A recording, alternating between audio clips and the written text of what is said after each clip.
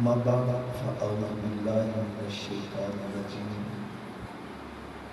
بسم الله الرحمن الرحيم هو الذي بعث في الأميين رسولا منهم يتلو عليهم آياته ويزكيهم ويعلمهم الكتاب والحكمة وإن كانوا من قبل لفي ضلال مبين صدق اللہ العظیم و صدق رسولہ النبی الکریم الامین۔ ایسا اس کی آواز بالکل سادہ کر دیں، ایکو لوڈ بند کر دیں، سادہ آواز ہو بس۔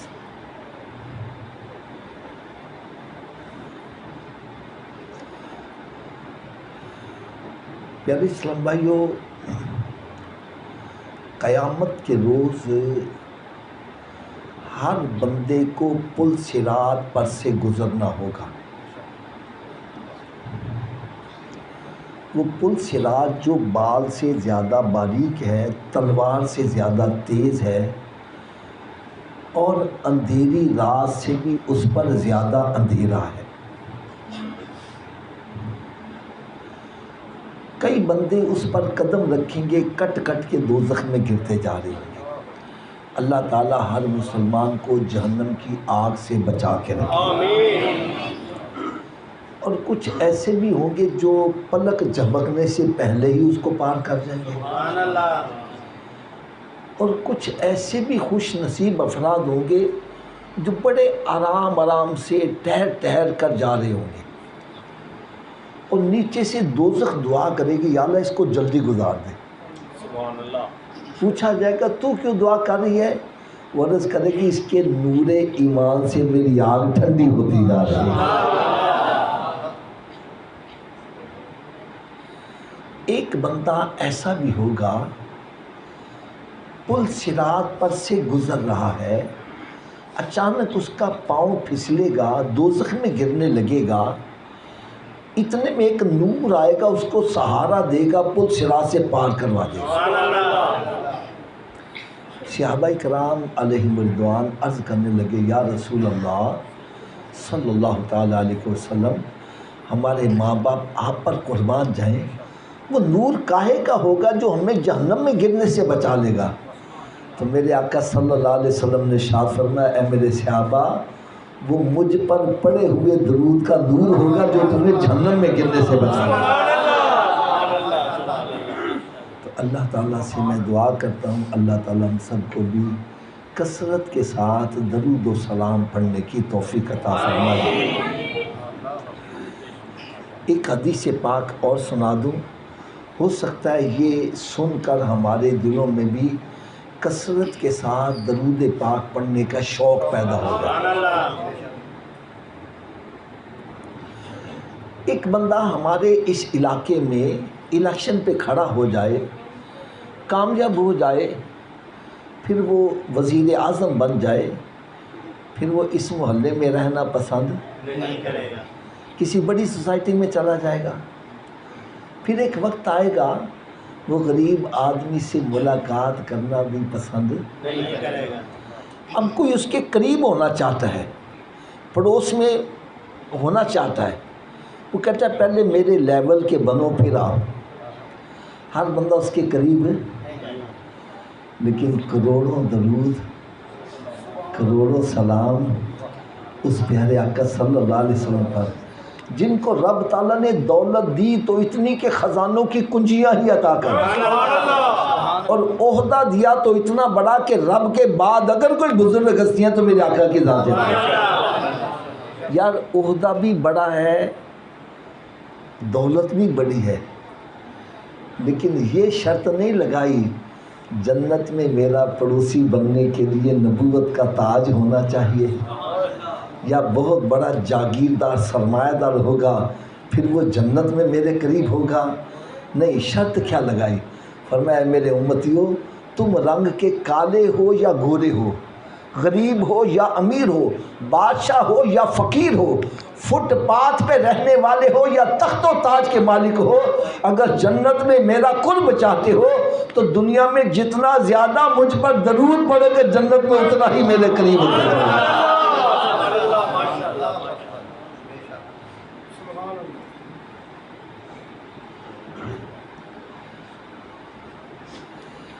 میرے آقا کے میلاد میں آنے والوں، اور میں آج آپ کو ایک ایسا پیارا نسخہ بتلا جاؤں، آپ کا وقت بھی نہ لگے، درود پاک بھی زیادہ پڑھا جائے۔ کیوں نہیں ہونا چاہیے کہ نہیں ہونا چاہیے؟ ہر بندہ مصروف ہے نا، کہتے میرے پاس ٹائم ہی نہیں ہے، تو بھائی آپ کا ٹائم بھی نہ لگے، درود پاک بھی پڑھا جائے۔ کیوں جی، نسخہ چاہیے کہ نہیں چاہیے؟ آپ اپنے گھر سے نکلے ہو، اپنے ڈیوٹی پہ جا رہے ہو، آپ کو اپنی ڈیوٹی پلیس پر پہنچنے میں یوں سمجھو 1 گھنٹہ لگتا ہے، یہ ٹائم تو آپ نے دینا ہی دینا ہے۔ اب یہ سفر چاہے خاموشی سے طے کر لو، چاہے گانے گنگناتے ہوئے، یا ذہن میں کوئی پراپوگنڈے سوچتے ہوئے طے کر لو، اگر گھر سے نکلو سب کام چھوڑو، میرے آقا پر درود پڑھتے ہوئے چلو، واپس آؤ درود پاک ہی پڑھتے ہوئے آؤ، سودا لینے جاؤ درود پاک پڑھتے جاؤ، واپس آؤ درود و سلام ہی پڑھتے آؤ۔ رات کو لیٹے ہو، نیند نہیں آ رہی، نیند نہ فلمیں ڈرامے دیکھو، نہ ناول ڈائجسٹ پڑھو، میرے آقا صلی اللہ علیہ وسلم پر درود و سلام ہی پڑھتے جاؤ۔ اللہ کرے ایسا ہو جائے میں سو جاؤں یا مصطفیٰ کہتے کہتے صلی اللہ۔ یار آپ کو ایک اور بڑا پیارا واقعہ سناؤں، بڑا پیارا واقعہ۔ یہ ہمارے قریبی ریلوے کی ورکشاپ ہے، کیرے شاپ، اس میں ایسا میں بیان کے سلسلے میں، وہاں میں جاب بھی کرتا رہا، تو بیان کے سلسلے میں گیا تو ایک نوجوان لڑکا مجھے کہنے لگا، حافظ صاحب میں نے آپ کے بتلائے ہوئے نسخے پر عمل شروع کر دیا، گھر سے نکلتا ڈیوٹی پر جاتے ہوئے سارے راستے درود پاک ہی پڑھتا رہتا۔ پھر کہنا بیسیکلی میں کارپینٹر ہوں، کہنا ہاتھ سے کام کرتا رہتا، زبان سے درود پاک ہی پڑھتا رہتا۔ کہنے لگا مجھے درود پاک پڑھنے میں اتنا لطف آیا کہ میں نے دوست احباب سے مذاق مسخری فضول گوئی یہ سب چھوڑ دیا، وہ وقت بھی میں نے درود پاک کو دے دیا۔ کہنے لگا مجھے اور لطف آیا، جب اور لطف آیا تو میں نے فلمیں ڈرامے دیکھنے چھوڑ دیے، وہ بھی وقت درود پاک کو دے دیا۔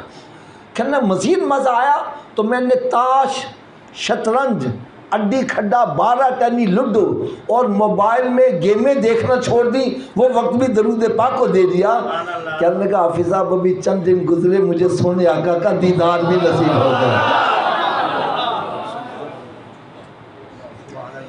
اللہ تعالیٰ سے میں دعا کرتا ہوں، اللہ تعالیٰ ہم سب کو بھی کثرت کے ساتھ درود و سلام پڑھنے کی توفیق عطا فرمائے۔ صلو علی الحبیب۔ یار آج کا درس بڑی توجہ سے سننے والا ہے، بڑے غور سے سننے والا ہے۔ اگر میں یہ کہوں کہ دل کے کانوں سے سننے والا تو میرا خیال ہے بے جانا ہوگا۔ حضرت صاحب ہم میلاد شریف کا مہینہ آتا ہے تو میلاد شریف کرنے کے فضائل بیان کرتے ہیں۔ الحمدللہ مجھے اس میں کوئی اختلاف نہیں ہے، میں نے اپنی آنکھوں سے دیکھا حضرت صاحب وہ بندہ جو اتنا کنگال، محفل میلاد اس نے شروع کروائی، کہنے لگا صرف میرے پاس ایک دیگ کے پیسے بڑی مشکل سے پیدا ہوئے، میں نے ایک دیگ پکائی اور سرکار کا میلاد شروع کر دیا۔ کہنے لگا اب میں 200 دیگ پکاتا ہوں، دولت ختم نہیں ہو رہی۔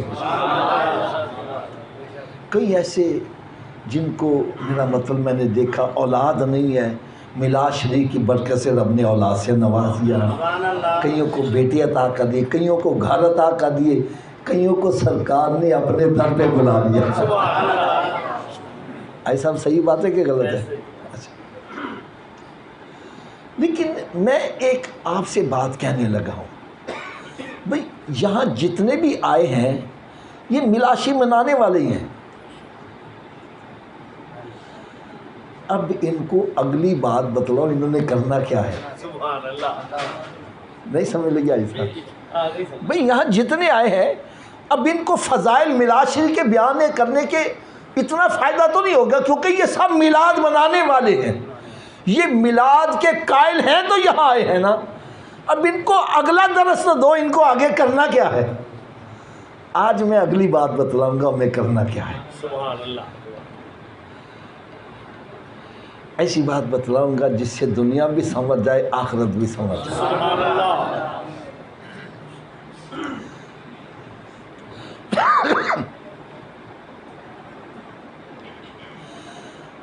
آج ایک مسئلے میں تقریباً ہر بندہ مبتلا ہے۔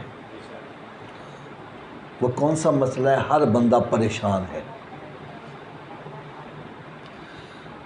اگر میں یہ کہوں اتنا بڑا اجتماع ہے، بھائی وہ بندہ ہاتھ کھڑے جس کو کوئی پریشانی نہیں، تو شاید کسی کا ہاتھ بھی نہ کھڑا ہو سکے۔ ہر بندہ کسی نہ کسی پریشانی میں مبتلا ہے۔ آج میں نے صرف یہ بتلانا ہے پریشانی آتی کیسے ہے اور اس کا علاج کیا ہے۔ سبحان اللہ، کیوں جی حضرت صاحب ہونی چاہیے کہ نہیں ہونی چاہیے؟ پریشانی آتی کیوں ہے؟ اور میرے جو نوجوان ساتھی بیٹھے ہیں یہ بھی بڑے غور سے سن، پریشانی آتی کیسے ہے اور اس کا علاج کیا ہے، یہ دو باتیں بتلانی ہیں۔ اس کو سمجھنے سے پہلے میں ایک مثال دے دوں، اگر مثال سمجھ میں آ جائے تو پھر اگلا مسئلہ کلیئر ہو جائے گا۔ ہمارے حاجی اعجاز صاحب کمپنی سے ایک گاڑی منگواتے ہیں، نئی گاڑی۔ کمپنی والے ان کو گاڑی بھی دیتے ہیں، ساتھ ایک بک لیٹ کتاب بھی دے دیتے ہیں کہ حاجی صاحب اس کتاب کے مطابق آپ نے گاڑی چلانی ہے، آپ کی گاڑی صحیح چلے گی۔ حاجی صاحب گھر میں لا کے کتاب کھولتے ہیں، کتاب کی سمجھ نہیں لگتی، سمجھ یہ کمپنی کو فون کرتے ہیں، حضرت جی مجھے سمجھ نہیں آ رہی۔ کمپنی والے اپنا ایک نمائندہ بھیج دیتے ہیں، وہ آ کر کتاب سمجھا بھی دیتا ہے اور پریکٹیکلی گاڑی چلا کے بھی دکھا دیتا ہے، اور سمجھاتا یہ ہے کہ گاڑی کے اگلے حصے میں ریڈیٹر ہے۔ کیا ہے؟ ریڈیٹر، اس میں آپ نے پانی ڈالنا ہے۔ کیا ڈالنا ہے؟ پانی ڈالنا، اور پیچھے فیول ٹینک ہے، اس میں آپ نے پیٹرول ڈالنا ہے۔ ریڈیٹر میں کیا ڈالنا ہے؟ پانی، پیچھے کیا ڈالنا ہے؟ فیول۔ اب حاجی صاحب کیا کرتے ہیں، یار دونوں چیزیں ڈالنی ہے نا، چلو میں اپنی مرضی کر لیتا ہوں، ریڈیٹر میں پیٹرول ڈال دیتا ہوں اور پیچھے فیول ٹینک میں پانی ڈال دیتا ہوں، گاڑی چل جائے گی؟ تھوڑا سوچیے وہاں سے۔ نہیں، اب گاڑی چلتی نہیں ہے، یہ پھر فون کرتے ہیں، اب بھائی گاڑی نہیں چل رہی۔ نمائندہ آتا ہے کہ رئیس صاحب کیا کیا آپ نے؟ جی میں نے پیٹرول بھی ڈالا ہے اور پانی بھی ڈالا ہے۔ وہ پوچھتا ہے جی کہاں ڈالا ہے؟ میں نے ریڈیٹر میں پیٹرول ڈال دیا ہے، فیول ٹینک میں پانی ڈال دیا ہے۔ بھئی یہ کیوں ڈالا ہے؟ اور جی اس میں نے اپنی مرضی کی ہے۔ میں نے کیا کیا ہے؟ وہ کہتے ہیں بھائی تیری مرضی یہاں تھوڑا سمجھیے بات سے، یار ایسی پیاری بات کہنے لگا، خدا کی قسم آپ کو ہو سکتا ہے ساری زندگی مزہ آتا رہے۔ وہ کہیں گے حافظ صاحب، حاجی صاحب، یہ بندے نے جس نے گاڑی بنائی ہے اسی کے مطابق چلاؤ گے تو چلے گی، تیری مرضی یہاں نہیں چلے گی۔ اپنی مرضی چلاؤ گے پریشان ہوگے، گاڑی نہیں چلے گی۔ یار جو گاڑی بندے نے بنائی ہے اس گاڑی کو ہم اپنی مرضی سے نہیں چلا سکتے، تو یہ گاڑی تو رب نے بنائی ہے، اس کو اپنی مرضی سے کیسے تو چلا سکتا ہے؟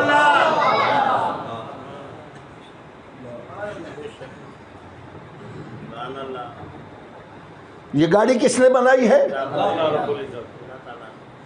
رب تعالیٰ نے یہ گاڑی بھی بنائی اور ساتھ بک لیٹ کتاب قرآن بھی دے دیا۔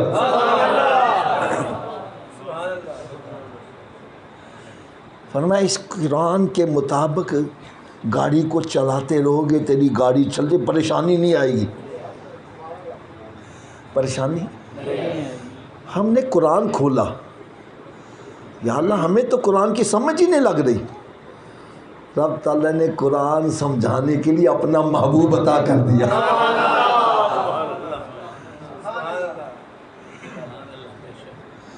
وَالَّذِي بَعَثَ فِي الْأُمِّيِّينَ رَسُولًا مِّنْهُمْ، اللہ وہ ہے جس نے اپنے محبوب کو ہمارے اندر مبعوث فرمایا، جو دنیا میں کسی سے پڑھا ہوا نہیں، جو رب سے پڑھ کے خود آیا ہے۔ الرحمن علم القرآن، رحمان نے قرآن سکھایا ہے۔ کس کو سکھایا ہے؟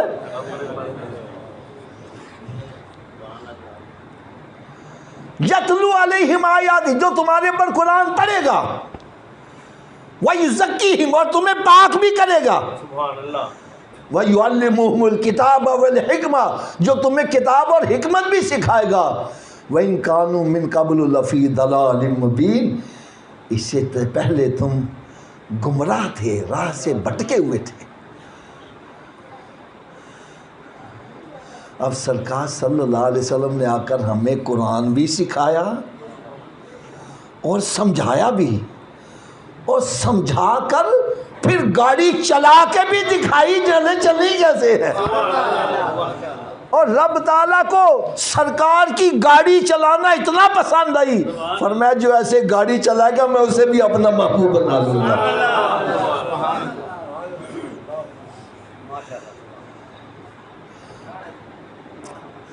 اگر آپ کوئی اس کے لیے دلیل چاہتے ہو تو میں آپ کو قرآن پاک سے دلیل بھی دے دیتا ہوں۔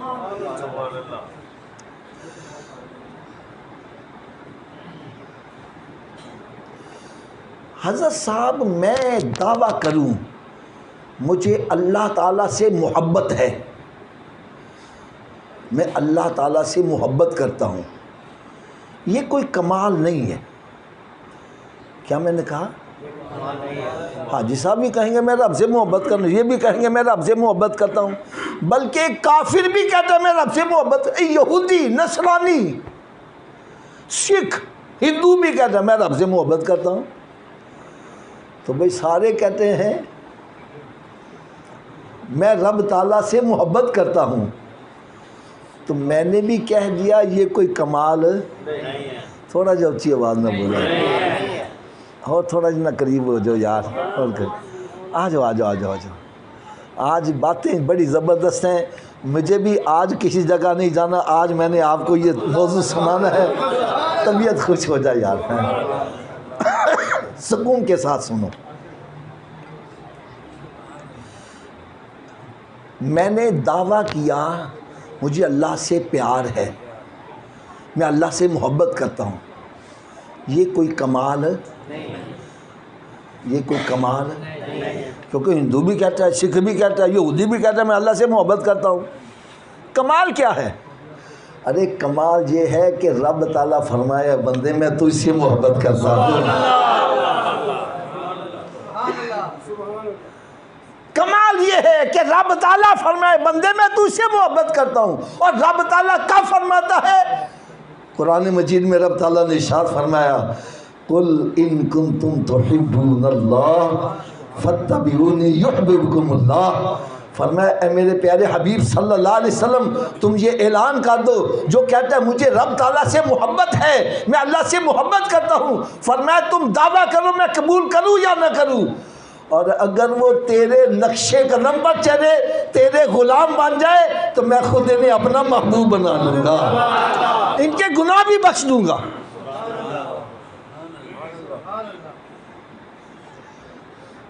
سرکار نے گاڑی ایسی چلا کے دکھائی، رب تعالیٰ کو وہ گاڑی چلانی ایسی پسند آئی، فرمایا جو ان کے مطابق گاڑی چلائے گا میں اسے بھی اپنا محبوب بنا لوں گا۔ اب سرکار نے گاڑی چلانی کیسے سکھائی؟ بھائی صاحب غور نہ سننا، سرکار نے گاڑی چلانی کیسے سکھلائی؟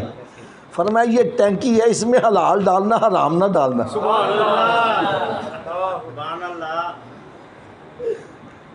سود، رشوت، حرام، یتیماں دا مال، بیواں دا مال، بہناں دی جائیداد، بھراواں دے جائیداد حصے مار کے اس ٹینکی میں ڈالو گے، گاڑی صحیح؟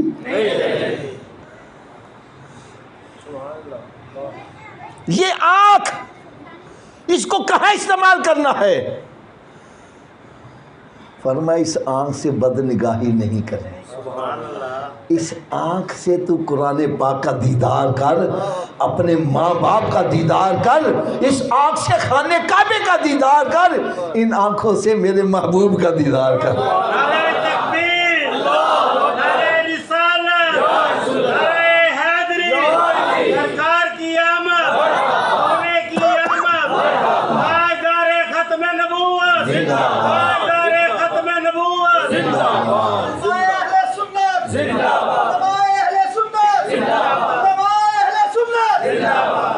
یار ایک شاعر نے یہ آنکھ اور دل اور زبان کا مصرف بتلایا ہے۔ آنکھ کا کیا مصرف ہے، اس کو کہاں استعمال کرنا ہے، دل کو کہاں کرنا ہے، زبان کو کہاں استعمال کرنا ہے۔ یار مجھے اس کا یہ تصور بڑا پیارا لگا۔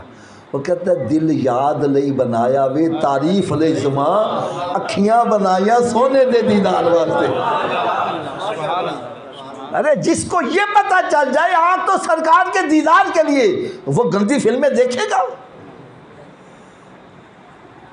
جو بے حیائی کی پوسٹیں دیکھے گا؟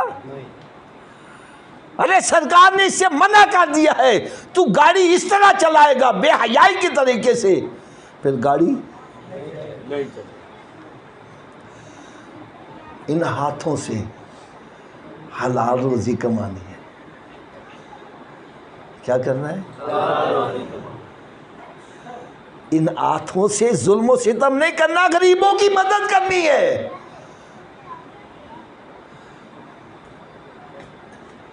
بھائی صاحب ایک صحابی رضی اللہ تعالیٰ عنہ، وہ محنت مزدوری کرنا ہے، جیسے ہمارے حاجی صاحب اس عمر میں بھی محنت مزدوری کرتے ہیں، ہاتھوں میں چنڈیاں پڑی ہوئی ہیں، جو محنت مزدوری کرتے ہیں ہاتھ سخت ہو جاتے ہیں۔ میرے آقا صلی اللہ علیہ وسلم سے جب انہوں نے مصافحہ کیا نا تو ہاتھ سخت تھے، سرکار صلی اللہ علیہ وسلم فرمایا تیرے ہاتھوں کو کیا ہوا ہے؟ عرض کرنے لگے یا رسول اللہ میں نے ہاتھوں سے حلال کی روزی کماتا ہوں، محنت مزدوری کر کے کیا کرتا ہوں؟ یار اندازہ کرو میرے آقا صلی اللہ علیہ وسلم نے ان کے ہاتھوں کو بوسہ دے دیا کہ جو حلال روزی کمانے والا ہاتھ ہے وہ چومنے کے قابل ہے، اور اگر اس ہاتھ سے میں ظلم و ستم شروع کر دوں، زیادتیاں شروع کر دوں، لوگوں کی جائیدادوں پر قبضے کرنا شروع کر دوں، پھر گاڑی چل جائے گی؟ گاڑی نہیں چلے گی۔ یہ پاؤں ان کو کہاں استعمال کرنا ہے؟ تیرے قدم اٹھے تو مسجد کی طرف اٹھے، تو سینما گھر کی طرف چلا رہا ہے، گاڑی غلط کیسے چلے گی؟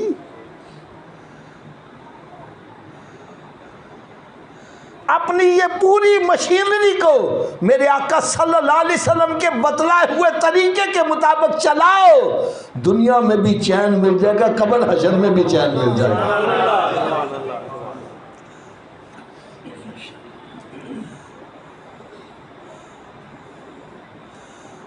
اگر میری بات کی آپ کو سمجھ نہیں آ رہی، یہ میں ایک آیت کا حوالہ پیش کرنے لگا ہوں۔ حضرت صاحب میرے نزدیک قرآن پاک سے افضل کلام ذالک الکتاب، تو جو چیز ہمیں قرآن سے ثابت ہو جائے پھر ہمیں اپنی عقل کو بیچ میں دخل نہیں دینا چاہیے، کیوں جی حضرت صاحب؟ تو اب میں جو بات بتلانے لگا سنو ذرا، آیت کا میں حوالہ دوں گا، حوالہ غلط ہو، آیت غلط ہو، ترجمہ غلط ہو، میں مشرک، میں سب کے سامنے معذرت کر لوں گا، الفاظ بھی واپس لے لوں گا۔ اگر آیت بھی صحیح ہو، ترجمہ بھی صحیح ہو، حوالہ بھی صحیح ہو، پھر قرآن پر عمل کرنا چاہیے کہ نہیں کرنا چاہیے؟ اونچی بولو۔ حضرت صاحب پارہ نمبر ہے 30واں، اس کی دوسری صورت النازعات، دوسرا ہی اس کا رکوع ہے۔ رب تعالیٰ نے ارشاد فرمایا فَأَمَّا مَنْ خَافَ مَقَامَ رَبِّهِ وَنَهَى النَّفْسَ عَنِ الْهَوَىٰ فَإِنَّ الْجَنَّةَ هِيَ الْمَأْوَىٰ۔ فرمایا جو اللہ تعالیٰ کی بارگاہ میں کھڑا ہونے سے ڈرا،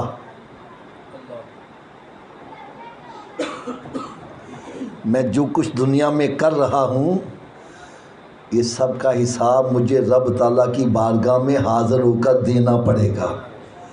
فَمَنْ يَعْمَلْ مِثْقَالَ ذَرَّةٍ خَيْرًا يَرَهُ وَمَنْ يَعْمَلْ مِثْقَالَ ذَرَّةٍ شَرًّا يَرَهُ۔ قیامت کے روز جس نے ذرہ برابر نیکی کی ہوگی وہ بھی دیکھ لے گا، اور جس نے ذرہ برابر گناہ کیا ہوگا وہ بھی دیکھ لے گا۔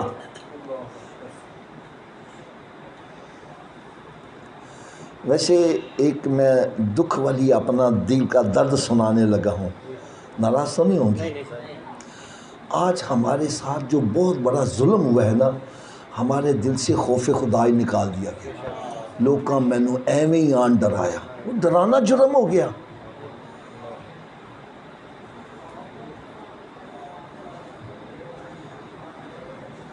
دوزخ میں تو کیا میرا سایہ نہ جائے گا، مجھے دیکھ کے جہنم کو بھی آئے گا۔ میں کہا پھر تو دوزخ میں ساڑھے کو ڈرنا چاہیے، انسان تو دوزخ کو نہیں ڈرنا چاہیے۔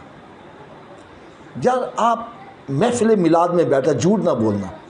حاج صاحب آپ کے بیٹے سے دل سے آپ کا خوف نکال دیا جائے، بے لگام ہو جائے گا کہ نہیں ہو جائے گا؟ تو جس کے دل سے خوف خدائی نکال دیا ہے، جس کے دل سے دوزخ کا خوف نکال دیا ہے، جس کے دل سے قیامت کا خوف نکال دیا، قبر حشر کا خوف، وہ بے لگام نہیں ہوگا تو کیا ہوگا یار؟ ایسے ایسے شعراء سامنے آئے جنہوں نے خوف خدائی نکال کے رکھ دیا، انہوں نے جنت کو اتنا سستا کر دیا۔ وہ کہتے ہیں بس کھلیں گے اس کے لیے جنت کے سب دروازے۔ نعت مصطفیٰ جس نے ایک بھی سنی ہوگی وہ کہنا میں نے ساری رات ہی نعتیں سنتا رہا ہوں۔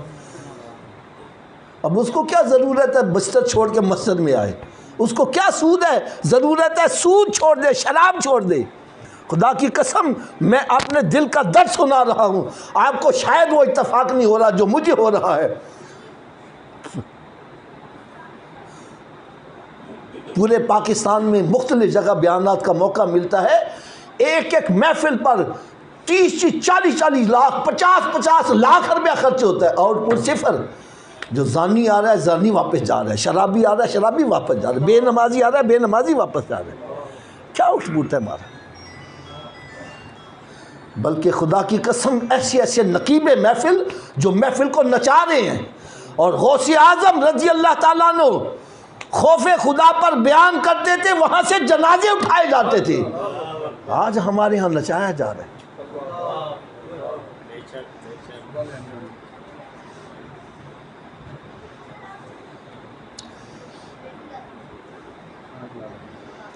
حضرت صاحب آپ بتلاؤ، جس کے دل میں خوف ہے کہ میں نے قیامت کے روز رب تعالیٰ کی بارگاہ میں حاضر ہو کر جواب دینا ہے، چوری کرے گا؟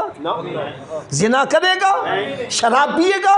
نماز میں سستی کرے گا؟ یہ سب کچھ کیا ہے؟ ہمارے دلوں سے خوف خدائی نکال دیا گیا۔ آج ایک کفریہ کلمہ جو عام کہا جا رہا ہے، آج کے بعد اس کلمے سے آپ نے گریز کرنا ہے۔ وہ کہتے ہیں اے جہاں مٹھا اگلا جہان کس نے ڈٹھا۔ یہ کفریہ کلمہ ہے۔ بھائی تو نے اگلا جہان نہیں دیکھا تو ایمان نہیں رکھو گے؟ حضرت صاحب آپ نے رب کو دیکھا؟ بغیر دیکھے ایمان ہے کہ نہیں ہے؟ قبر میں حساب کتاب ہوتا دیکھا؟ ایمان ہے کہ نہیں ہے؟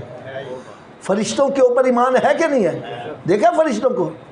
تو قیامت کے بارے میں کیوں کہہ رہے ہیں اگلا جہان کس نے ڈٹھا؟ ارے ایمان تو قابل قبول ہے ہی وہی جو یؤمنون بالغیب کے زمرے میں آ رہا ہے۔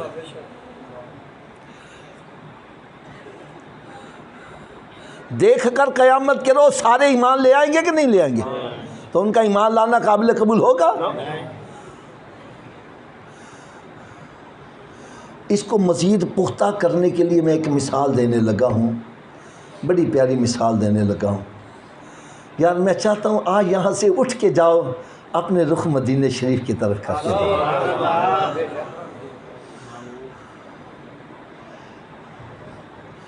آپ نے ایک نام سنا ہوگا زبیدہ خاتون، بڑی نیک صالح عورت تھی۔ اس نے مکہ معظمہ والوں کے لیے نہر زبینہ، آج بھی اس کے نشانات موجود ہیں، اثرات موجود ہیں۔ یہ خلیفہ ہارون رشید کی بیوی تھی، بڑی پارسا، بڑی نیک صالح۔ دونوں میاں بیوی صبح واک کرتے آ رہے ہیں،